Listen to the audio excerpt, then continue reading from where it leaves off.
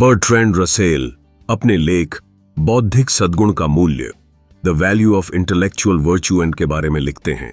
यह लेख philosophy for lemon में यूनिवर्सिटीज क्वार्टरली प्रथम नवंबर 1946 अंक में प्रकाशित हुआ था। हम अपनी बात बौद्धिक सद्गुण इंटेलेक्चुअल वर्च्यू से शुरू करते हैं। हमारी मान्यताएं कई तरह के कारणों से उत्पन्न होती हैं। बचपन में माता पिता, पड़ोसियों, मित्रों और स्कूल शिक्षकों द्वारा हमें जो बताया जाता था, धर्म, समाज, सरकार जैसे शक्तिशाली संगठन हमें जो बताते हैं ताकि हम अपनी इच्छानुसार कार्य कर सकें, जो कभी हमारे डर को दर्शाता है या कभी उन्हें दूर भी करता है, जो हमारे आत्मसम्मान को बढ़ाता है, इत्यादि।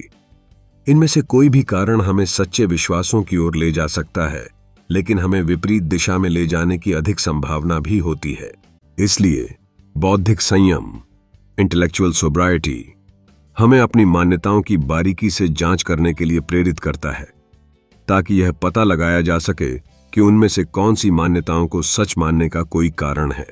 यदि हम बुद्धिमान हैं, तो हमें उन मान्यताओं पर विशेष रूप से निष्पक्ष समालोचना लागू करनी चाहिए जिन पर संदेह करना हमें सबसे अधिक कठिन या कभी कभी दर्दनाक लगता है, और उन मान्यताओं पर भी विचार करना आवश्यक है जो हमें उन लोगों के साथ हिंसक संघर्ष में शामिल करने की सबसे अधिक संभावना रखते हैं, जो विपरीत लेकिन समान रूप से निराधार मान्यताएं रखते हैं।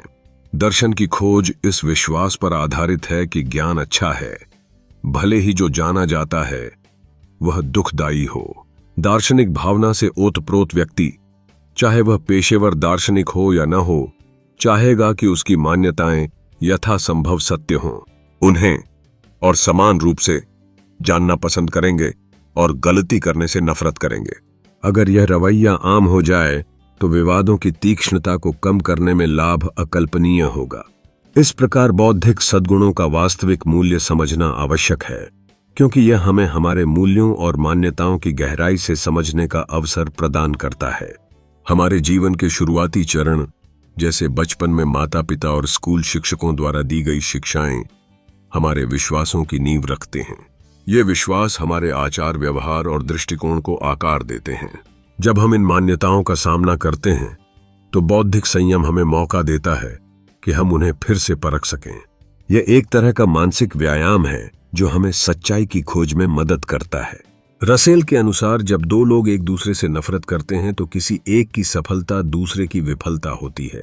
हमें यह पहचानने की आवश्यकता है कि कुछ मान्यताएं हमें सकारात्मक दिशा में ले जा सकती हैं, लेकिन अन्य हमें दोष और अज्ञानता की ओर ले जाकर हमारी सोच को सीमित कर सकती हैं। यह ध्यान रखें कि यदि कोई समाज पूरी अंतरात्मा से किसी भी व्यक्ति के साथ क्रूर व्यवहार की अनुमति दे सकता है, तो अंततः वह सभी के लिए ऐसा करने की अनुमति देगा। बौद्धिक संयम का अभ्यास करना हमें स्थानिक रूप से मोह और पूर्वाग्रहों से मुक्त करता है।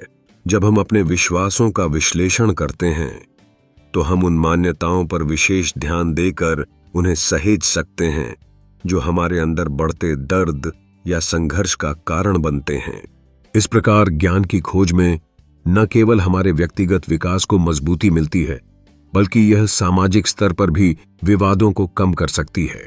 सच तो यह है कि आप सिर्फ अपनी ओपिनियन चुनकर बुद्धिमान नहीं बन सकते। बुद्धिमान व्यक्ति वह नहीं है जो ऐसे वैसे निराधार विचार रखता है, बल्कि वह व्यक्ति है जिसके पास अपने विश्वास के लिए ठोस कारण होते हैं, और फिर भी वह उन विचारों पर हठ धर्मिता से आंख मूंद कर विश्वास नहीं करता।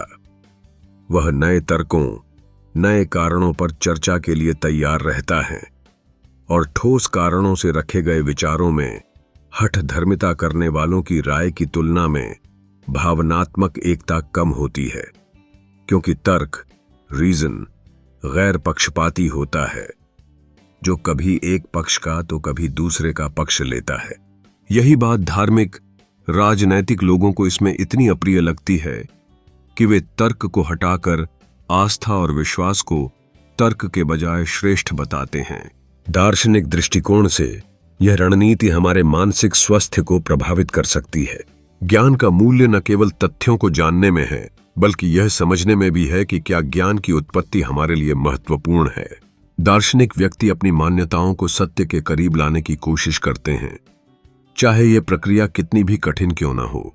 यदि हम इस सोच को अपने जीवन में अपनाएं, तो हमें अपने विचारों में अधिक पारदर्शिता मिलेगी और हम एक बेहतर इंसान के रूप में विकसित हो सकेंगे। बौद्धिक सद्गुण का एक व्यापक अनुप्रयोग न केवल हमारी व्यक्तिगत समस्याओं को सुलझाता है, बल्कि समाज में हो रहे द्वंद्वों को भी एक नए दृष्टिकोण से देखने की क्षमता प्रदान करता है। रसेल के अनुसार जिन कार्यों से कई लोग अमीर बन गए हैं, उनमें से कई काम गरीब लोगों के अस्पष्ट अपराधों की तुलना में समुदाय के लिए कहीं अधिक हानिकारक हैं। फिर भी वे दंडित नहीं होते क्योंकि वे मौजूदा व्यवस्था में हस्तक्षेप नहीं करते। जैसे धर्म एक रूढ़िवादी शक्ति है जो मजदूरों की विद्रोही प्रवृत्ति को दबाने की कोशिश करती है।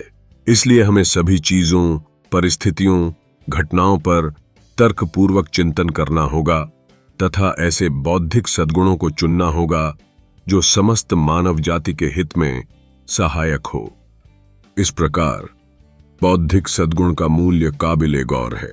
हमें इसे अपने जीवन में लागू करना चाहिए ताकि हम अपने ज्ञान और समझ को बिना किसी पूर्वाग्रह के विकसित कर सकें। इसका लाभ न केवल हमें व्यक्तिगत रूप से मिलेगा, बल्कि यह समाज के सभी स्तरों पर एक सकारात्मक बदलाव लाने में सक्षम होगा।